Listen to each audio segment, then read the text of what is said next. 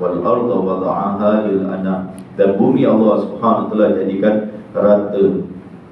Allah bentangkan untuk lil anam, untuk manusia. Anam ni boleh bermaksud manusia dan makhluk-makhluk yang lain. Jadi kita punya tempat ni adalah di bumi. Jangan fikir nak cari tempat di planet-planet lain, nak tinggal di planet-planet lain. Tak ada. Awak ni dicipta untuk di bumi. Paling sesuai sekali manusia adalah di bumi. Allah cipta manusia kan untuk tinggal di bumi. Di dalam bumi itu Allah jelaskan fiha fakiha, di dalamnya ada buah-buahan, berbagai jenis buah-buahan, wa nakhlu, terutamanya kurma, zatul akmam, yang ada kelopak-kelopak mayang dia. Kenapa Allah Subhanahu wa taala sebut nakhl? Dalam Quran ni banyak nakhlu, kurma. Dalam Quran ni banyak tentang kurma. Kalau tak ada khasiatnya pada kurma tu, Allah Subhanahu wa taala takkan sebut. Kurma ni dia bukan buah saja, dia adalah makanan. Dia adalah buah, at the same time dia adalah makanan juga. Dan sekarang ni tuan-tuan boleh just Google aja lah, tengok kelebihan makan kurma. Tapi kita yang kadang paling kurang makan kurma. Atau dalam bulan Ramadan pun, anak-anak kita pun tak nak makan kurma. Luar bulan Ramadan tak sentuh terus, 11 bulan tak sentuh kurma. Bulan Ramadan pun itu pun kena paksa buka kena dengan satu sebiji kurma, sebutir kurma. Padahal dia banyak sekali khasiat dia tu kan, di dalam kurma. Saya pernah di City Square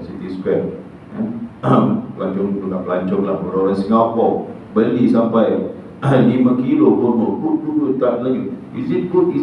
I heard it's good lah. Oh, beli sampai 400-500 kurma. Nyonya ni semua tu depan kita orang Islam yang tak makan kurma.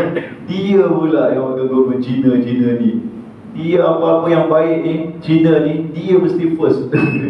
Dia mesti first nak dapat. Itu Cina punya budaya dia tau. Apa-apa the best saja, dia akan pergi dulu. Sampai pada kurma pun kita kalah juga dengan dia. Dalam makan kurma pun kita kalah juga dengan dia. Dia makan kurma hari-hari, kita bulan Ramadan aja.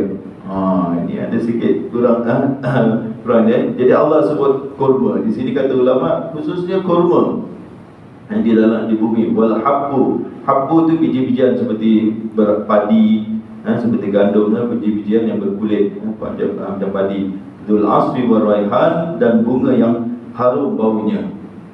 Allah tutup fa bi ayyi ala'i rabbikuma tukadziban, maka nikmat Tuhan mana satukah yang kamu berdua. Kamu berdua ni siapa ni? Jin dengan manusia. Jin dengan manusia mendustakan. Wahai jin dengan wahai manusia, mendustakan. Ini nikmat Allah Subhanahu wa taala.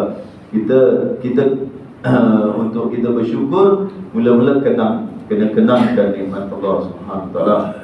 Kenapa sekarang ni orang mendustakan nikmat-nikmat Allah Subhanahu wa taala? Kita cakap kufur nikmat dah.